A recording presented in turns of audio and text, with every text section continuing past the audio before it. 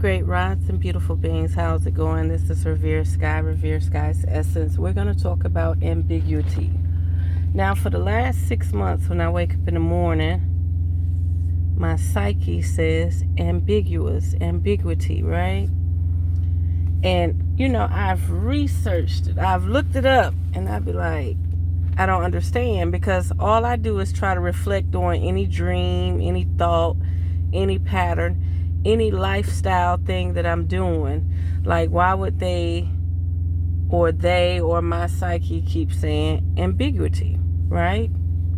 Well, ambiguity is like interpreting things to the degree you can interpret it, right?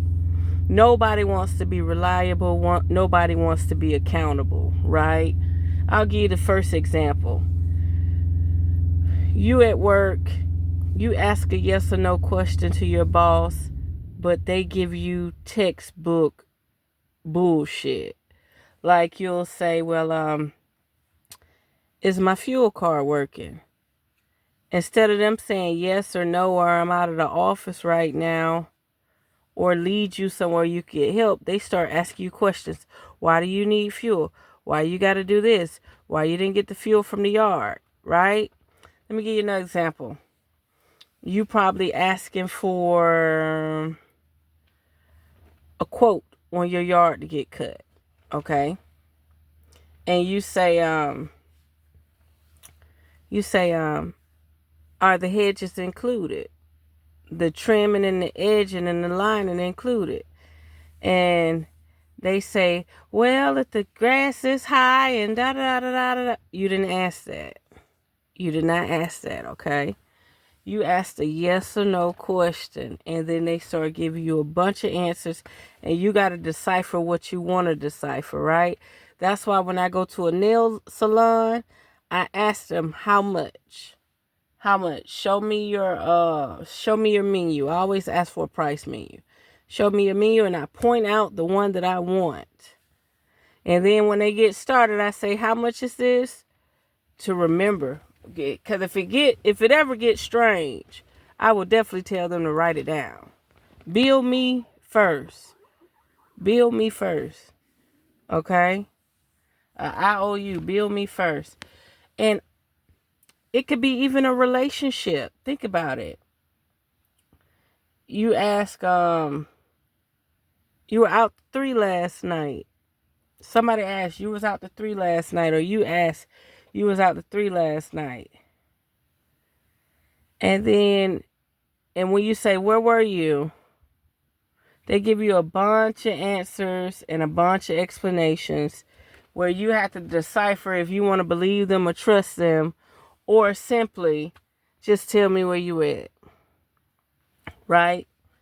That's ambiguity. And the one that people do not pay attention to the most, contextual text, okay, is the Bible. The Bible is the most up-to-date, never been ridiculed, but has been ridiculed version of ambiguity. Okay, the Bible is very ambiguous. I'll give you an example. When I was a little girl and I was telling my mom about the Bible, she said, you don't worry about nobody preaching the Bible to you. You read the Bible in your own context. You read the Bible in your own liking. However you take the Bible, that's how it's supposed to serve you. That's being very ambiguous. You're literally telling a child, don't let nobody else explain what God is. You decipher God for yourself. You decipher Jesus for yourself. That's being ambiguous. Meaning, you could read, God fell from heaven. Now, think about it. Any generic old country person would think God is in the clouds and God descended down from heaven, right? You tell that to a UFO spacecraft person, and they're going to think that a mothership came down from the heavens, right? Like a spaceship. And then if you tell that to a spiritual person that meditate, what are they going to assume? That their Christ, their energy, their kundalini fell like a fallen angel. and dormant and coiled up at their bindu seed in their root chakra. So that's what you call being ambiguous. When everybody can read the same thing, but all got different answers. And a lot of people use the tech as in protecting themselves. Straight up, you got a simple yes or no question. Did you bring the butter back? Oh, I got this. Did you bring the butter? Then, after they explain everything they brought, all of a sudden, they ain't got the butter. So, ambiguity goes a long ways. And I've been trying to decipher why every morning I wake up, this term is in my psyche, right? It loops every morning. Ambiguity. Something's being ambiguous. Something is not being read. That'd be like me living my life, right? And people are confused. You do this, but I don't understand this. You get what I'm saying? You're a truck driver. How do you do this? You're a truck driver. How do you end up here? You do this for a living. Why are you there? You get what I'm saying? Another thing, back to this textbook. Everything you read is your own interpretation. There is no right or wrong answer. It's your interpretation. I see it all the time.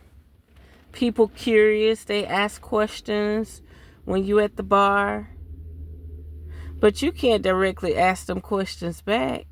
I'll give you one example. Men love to hold conversation. But if you're direct and you're straight up, their ambiguous side come out. I'll give you an example. So I'm at the bar.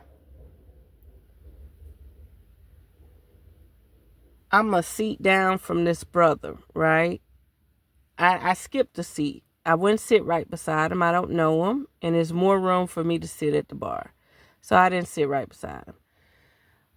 A drunk couple came in, but they didn't show signs of drunk. They just showed a lot of energy. And they were the black couple. Because everybody around us, upstairs and downstairs, was white. But for some reason, we all black people came in this bar at the same time. So they sit down. The girl look at the menu. She order a glass of wine and she order food. Then she gets uncomfortable and she say she want to sit outside on the patio and wait for her food. I said, Lord, this seemed like this about to be a dine and dash situation. And it kind of embarrassed me. You know, she was a high yellow girl and she was with a brown skinned guy about my color, if not darker. And she orders this wine and she start uncrumbling money. And she tell the lady, well, you know, you could serve us outside. I'm going to eat outside. And I'm like, oh my God, this is a dime. Everybody sitting inside enjoying the music and everything. This lady want to go outside. So she sits outside about 20 minutes. She comes back inside and she cancels her order. But when she canceled her order, she stood between me and the guy. Now, the guy beside me wasn't no threat. And I had the seat pulled to me and I had my purse there because they didn't have no bar stool hanger. So she's standing between us and the drunk guy done came in and he grabbed it on her. And this sparked the conversation with me and the guy. Like a cue, like, pay attention. What's going on? Because she could have went back to the seat. She was sitting at the bar and canceled the order. She stood right between me and my purse. Okay? So I felt for my purse and grabbed it and put it in my lap. Like, you know, because I want to be able to turn my back, turn my head. What's going on? Like, lady, you doing too much. You moving too much. You need to go somewhere and sit down, like, straight up, right? So she cancels the order and she asked the lady how much was the wine. The lady said $9. So there she go, uncrumbling the money again. She get a lady a 10 and say, keep the tip. And I was saying to myself, thank God that lady canceled that order, because I felt like they wasn't going to pay for it. You know what I mean? They were going to dine and dash. And I was holding conversations with the lady. I was like, well, since you standing here, take a picture. I sure did. I'm quick to say take a picture. Take a picture. Thank you. So then the guy holding the conversation with me, they done left. The guy holding the conversation with, I think the coast is clear. I pulled the seat closer to me and set my purse back down. And he asked me where I was from. I asked where he was from. But this is the thing. He was whispering. Now we got the background music, we got the background noise, but he's whispering. And the first thing my spirit said was, he's doing that. I want you to lean in closer. I want you to come closer to me to hear what I'm talking about. Like, I'm country, outspoken, but I do know how to tone my voice down, but I'm country. And by you being upstate, everybody, like, even if you're whispering, they still could hear what you're saying, because your twang is way different from the way they talk. So even if you're whispering, even if you're talking low, they can hear it, because it's abnormal. It doesn't sound the same. Okay. So I said, I notice I'm leaning. Every time he says something, I'm leaning. I said, would you like me to sit beside you? I said, I can't hear you. It went on for like 15 minutes. I was like, you know what? I can't hear you. Would you like me to? He said, sure, you can sit beside me. And I'm ordering drinks, minding my business. He talking, I'm talking, but this the catch. He was very ambiguous. He offers me a drink. I accept. Why not? I'm out to drink. Why not? And this made me feel uncomfortable too, because I still got to order my food. So he clears his tab like the lady is dumb enough to put, well, they might be dumb enough, but like the lady is going to put my food on his order. Like, why would I do that? I wouldn't even be in here if I couldn't buy my own food, sir. So he clears his tab out and act like he got to protect his tab in case that food end up on his tab, which was crazy. Okay, that was an ambiguous side of him. Then he was like, we was talking. He mentioned his daughter. He mentioned his son. He mentioned the college they go to. He never mentioned a female. He never mentioned, he mentioned his ex-wife. He mentioned everybody. He talked about where he liked to travel, where he liked to go, why he was in town. He never mentioned his girlfriend. This is a very ambiguous situation. It's withholding information where you don't need to withhold it. Okay? So next thing you know, I was like, I'm thinking to myself, light bulb, he's single. He mentioned his ex-wife. He mentioned his grown children that are in college. He mentioned that he's out of town working for somebody who called him to come back and do a 3-year contract. So I'm thinking he's telling me all this to let me know he's single, right? I said, it seems like you like to travel. And he pulled out his American Express card. I'm just holding conversation. I could give a fuck less about this man money. Okay, I carry my own. So, and he pulled out the American Express card. I said, he like to travel for real, or he know how to budget. He know how to keep his shit in order. So I'm like, well, maybe we could hang out. Maybe we could go into town one day. Maybe we could do this. Do you know he looked at me puzzled and said, you're not going to ask me if I have a girlfriend? Wait a fucking minute, bitch. Wait a fucking minute, bitch. You just told me about your ex-wife. You just told me about your daughter. You just told me about your son. You just told me about the guy who recruited you on a contract to come back and work in town for a 3-year contract. Not once did you volunteer the information of a girlfriend. And first of all, if it's a girlfriend, It doesn't matter. It has nothing to do with me. You're not married. You're not binded. You're not under a contract. No, I did not snap on this man like this, but I did put him in check real fast. I said, excuse me, sir. You mentioned your ex-wife, right? Yes.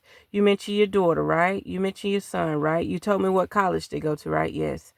I said, did you ever think to tell me you had a girlfriend? After that, that drink I had, I didn't sip on it no more, and then I turned that drink up, and I went back over to the other seat.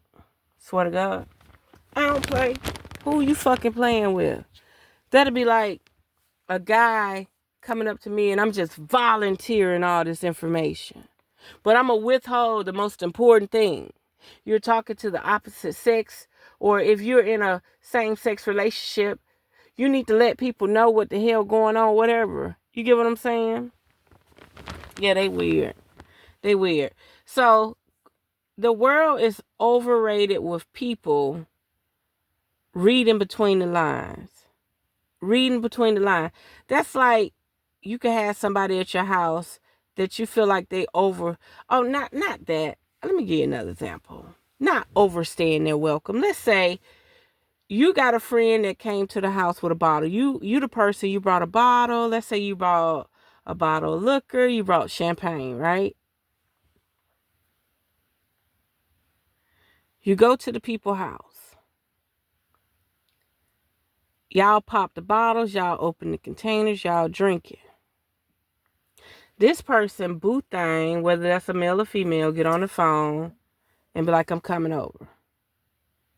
So now they expect you to drink and drive, like go home after you done pop these bottles, like they ain't got nowhere for you to stay or chill to the next day, or at least till you sober up. That's what you call ambiguous shit. I'm telling you, whenever I go somewhere, let's say I'm going somewhere and somebody want me to come over and drink. Am I allowed to sleep there? Am I allowed to go to sleep? Do you have a place for me to sleep? I'm not drinking and driving. Okay? I try to limit that as much as possible. Just pay attention. There's a lot of ambiguous shit going on. Even with the system, the news, the mainstream media, everything. Everybody wants you to read between the lines. Everybody wants you to decipher it the way you want to decipher it.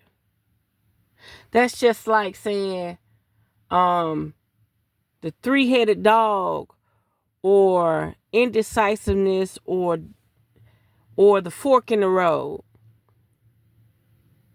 You gonna go left, right, or you gonna go straight, or you gonna turn around and go back? I'm gonna say it one more time. God fell from heaven, or God came from heaven. That could be a man in the sky. That could be a mothership, spaceship coming down. That could be a hologram. That could be your Kundalini awakening or your third eye descending. You got to interpret it for yourself. You got to interpret it for yourself.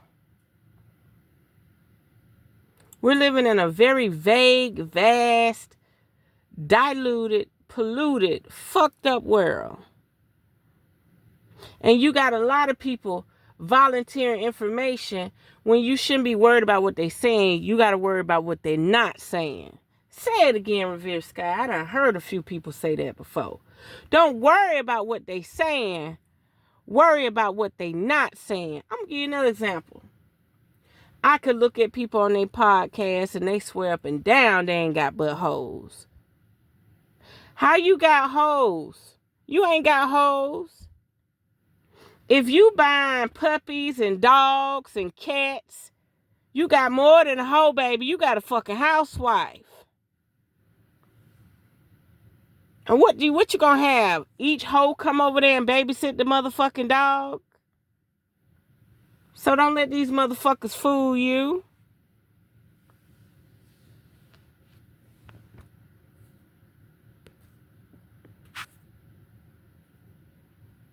And I'm gonna tell you something else. I had to end that phone call so they won't interrupt my video. I'm gonna tell you something else. Times is rough right now. If you don't speak English, If you don't speak English, you getting on my motherfucking nerve. I'm telling you right now. I don't care how much money you got. You getting on my motherfucking nerves if you can't speak fucking English. And I'm going to explain why. Here I am trying to learn how to articulate myself. I'm not sure if I'm completely trying to be a public speaker or anything like that, because the industry shady, politics shady, all that shit shady. But I will articulate for myself, right? The best way I know how. And sometimes my country swagger get in the way and it's all broken. It's never right. It's never the same. It never flows. You understand?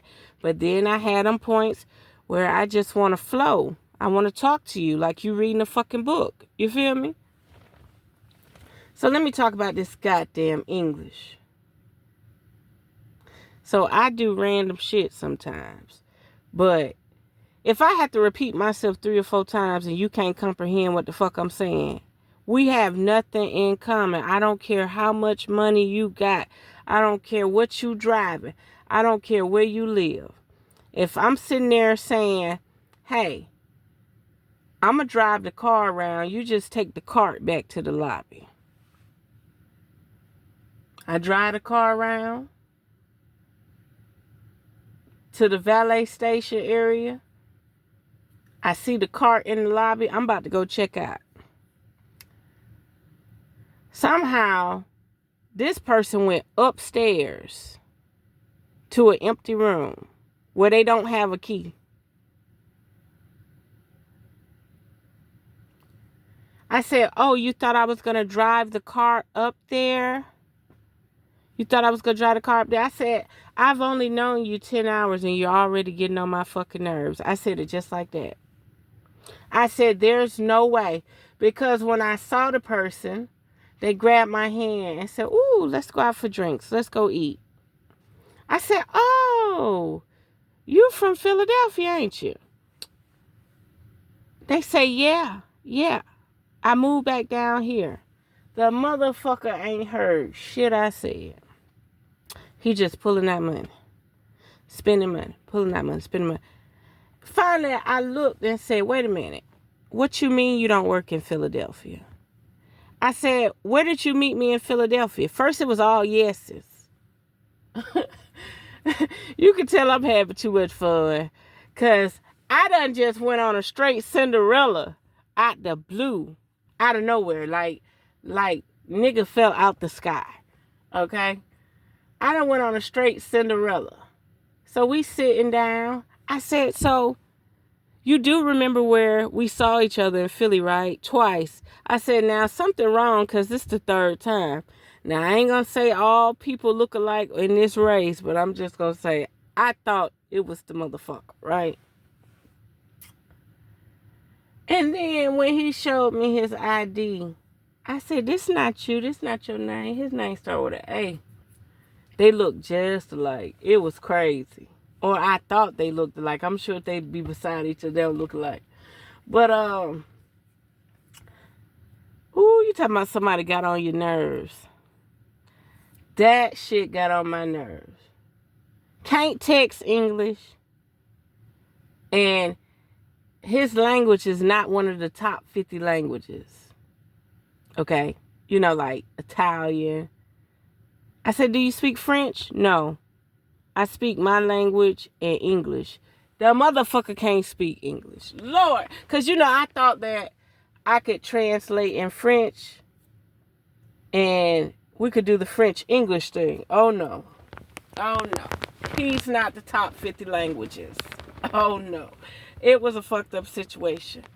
And it was like I had to figure this shit out on my own. Don't that sound real ambiguous? Don't the Bible sound just that ambiguous? Where you got to interpret it to the way you want to interpret it. And I said to myself, I'm not romantic.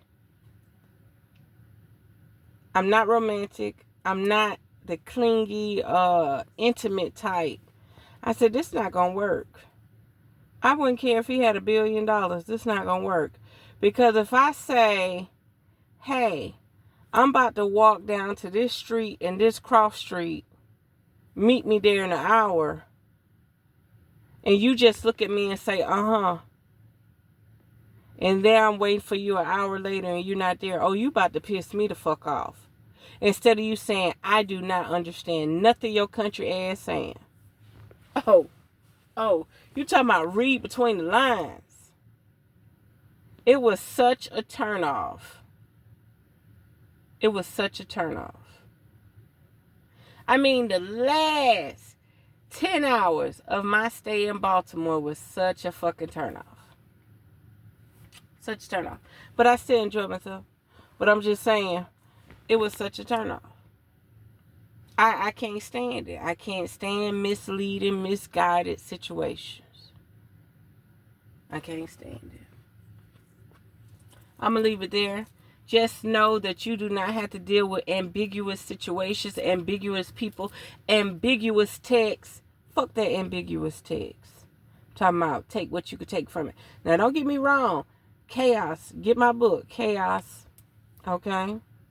Unleashing Primordial Dust is a bit ambiguous. And I bet you say, well, how you going to say that, Sky? It is.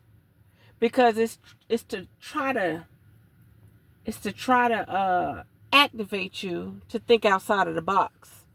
And if you don't understand spirituality in your own context, you won't begin to think outside the box. So yeah. Chaos, Unleashing the Primordial Dust is a bit ambiguous. Because it's channeling energy before the word. Before they came up with spells. Before they started putting spells on people. Absolutely. So, it would be highly ambiguous for you to read it. Because I remember when my father read the first 3 pages, he said, I do not understand it. Because he's a church Christian type person. And he just knows straight text. He don't know all the he don't know all the spiritual texts, all the spiritual terminology, none of that. Okay? So he wouldn't be able to read the book. The book is for a select few, not many. I don't even expect to profit off the book. Okay? It's not for everybody. It might just be for me. Okay? But yeah, I'm going to leave it there. Be mindful of ambiguous situations. Be mindful of people who always want you to read between the lines. Be mindful of people who always withhold the key factor. Okay? Be mindful of that. Okay? I see it all the time. Especially at work. I just asked you a yes or no question, but it seemed like you're only giving me textbook-friendly information to keep you in the clear. People do it all the time. They give you formal textbook information that never has a complete answer. No different than politics. No different than people in mass media. The damn reporter asks a question and the motherfucker say, I like cotton candy. I didn't even ask nothing dealing with cotton candy. So you got to quit playing with these people. You cannot support these type of people. You cannot see them in high regards because it seems like everybody that speak is trying to protect themselves. And they want the observer, the reader, the audience to interpret it the way they want them to interpret it. Never be direct. It's a good tack. It's a good tack. But trust and believe me, that shit done played out. How long this Bible been going incomplete? Missing books, missing language, missing interpretation. Everybody wanted to be for their agenda in their light to protect their dynasty. I'm over it. I'm so over it. So there we have it. I hope this will help someone, guide someone. If you would like a reading, by all means, check out Revereskye's Essence on YouTube. And if you would like to check out the website, check out the website. I am doing readings. It's 2026. And there we have it. Unearth the Magic. The truth will definitely set you free. Mwah.